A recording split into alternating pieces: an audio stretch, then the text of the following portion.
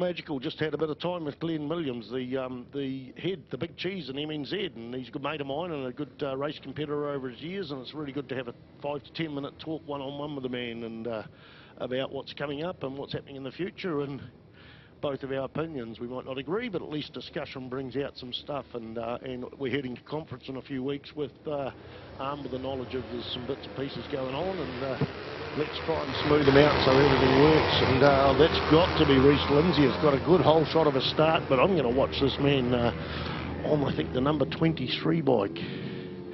Where is he? We'll find out who it is shortly.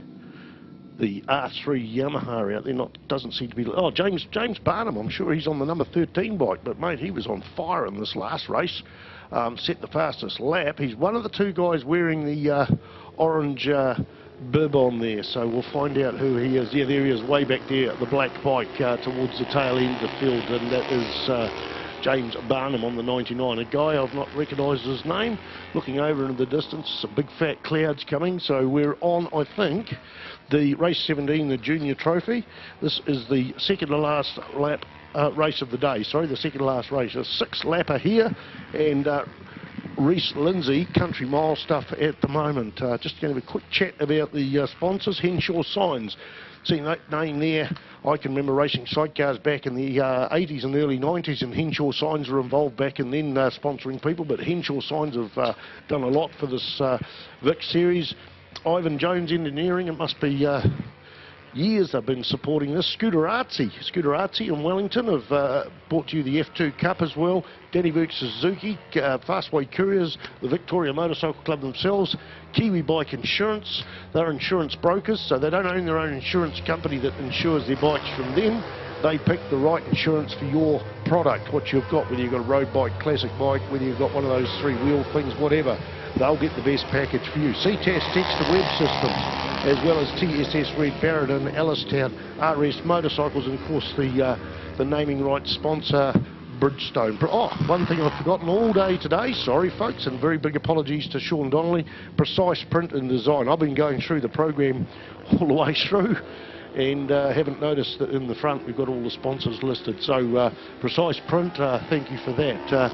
Got a DNF there for JB Sabret's number 77 pulls into pit lane. So 5 laps to go. Looking over there, Reece Lindsay had it all his own way at the start, but to me it looks like Tarbin Walker maybe etching somewhere into that lead. He's sitting there in second place on the black CBR 250 Honda, and Esmond Williams there in third place on the black CBR 250 Honda on the number 47 machine. Philip Lowe there is behind him on the 16 bike. Reagan Griffiths, James Barham.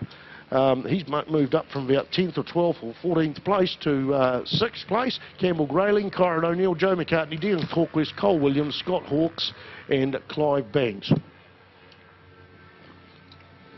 While we're here, Senior Trophy. Points, Hayden Fitzgerald, Malcolm Belsky, Neville Gibbs, Michael Sorensen, Ryan O'Neill, 63, 63, 46, 35 and 35 points. So 2 people tie for the lead, 1 in 3rd place, and then 2 people tie for 4th place. In behind him, the Formula 2 class, Ashton Hughes on 56, Sharon Wickie on 45, Luke Jelly on 37, Jesse Wickie on 36, and Esmond Williams on 27. Coach Scott, 72 points, 65 for Tony Hurney. This is the Motards. Mark Oliver, 54, Mike Cole, 54, Roger Bland, 46 points. Senior Trophy, Rogan Chandler, Hayden Fitzgerald, Malcolm Belsky, Ashton Hughes. In fact, I think I've read these out already, sorry folks. Let's get back out, looking out on the racetrack, and the lead bikes go in and out of the hairpin on what is, I think, a 6-lap race, and 2 laps down, 4 to go. The lead bikes go into the hairpin. There was 1.697 seconds between first and second there earlier on. Looking over towards Higgins, I reckon Tarbin Walker's starting to reel in some of this lead of Reece Lindsay's. So they coming out of Higgins as the 3rd bike, Esmond Williams, goes in their 4th bike. That's got to be James Barnum moved up there. Wow, this guy's on fire, and I'm picking he's wearing a orange jacket because he's first time on the racetrack. Well, first time on the racetrack, mate. He's gone from near at the back of the field, qualified almost at the back of the field, and he's up into 4th place. Still not quick enough to match Reece Lindsay's fastest lap of the meeting for this class, or fastest lap for him, sorry, in this race, 128.625. But I tell you what, who's poked it into the 127s, and I said this would happen.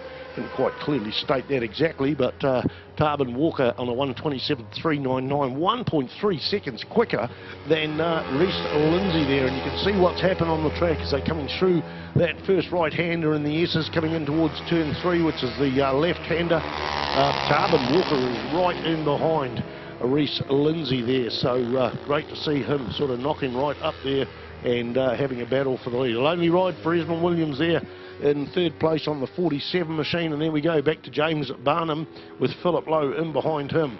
Barnum there in fourth place, Lowe in fifth place, and Barnum running in the 33.2s, 32.7 for Philip Lowe. So Barnum might get past, Lowe might get past Barnum. You can see those guys coming out of the hairpin. Something going on with Barnum as he slows up and lets another bike. Who would that be? That's got to be Reagan Griffiths here on the bucket, the GPR 125, using the corner speed out of the hairpin to really put the willies up.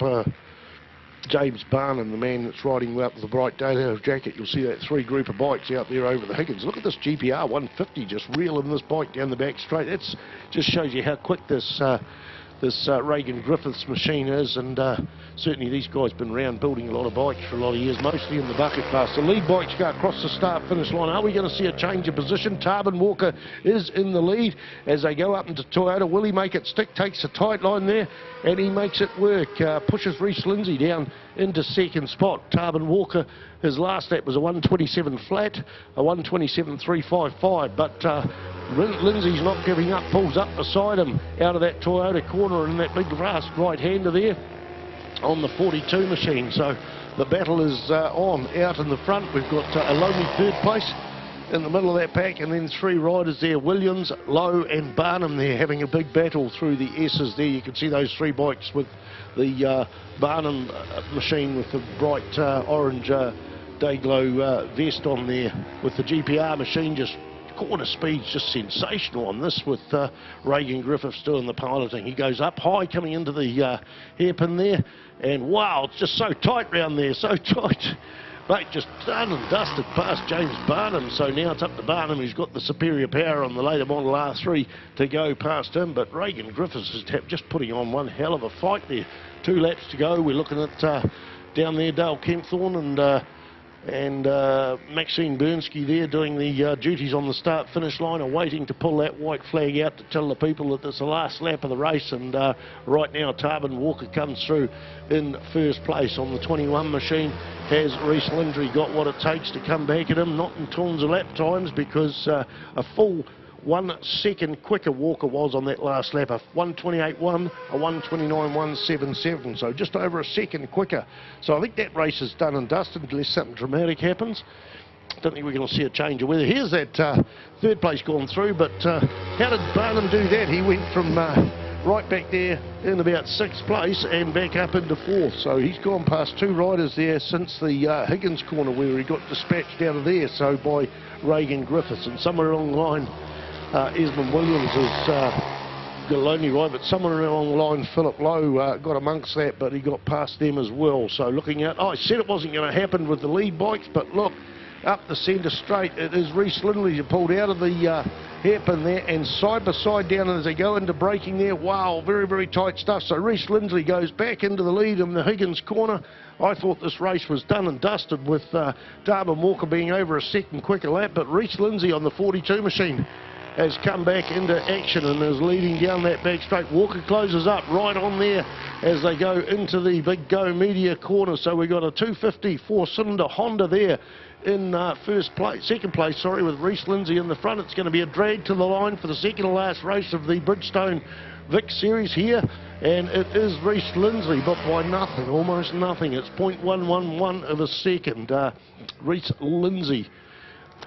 It was the other way around. There was a second difference in the lap before, and this time round, second difference the other way, 26.7 versus 27.7.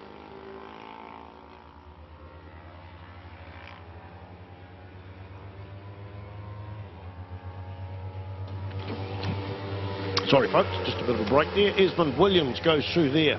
That's a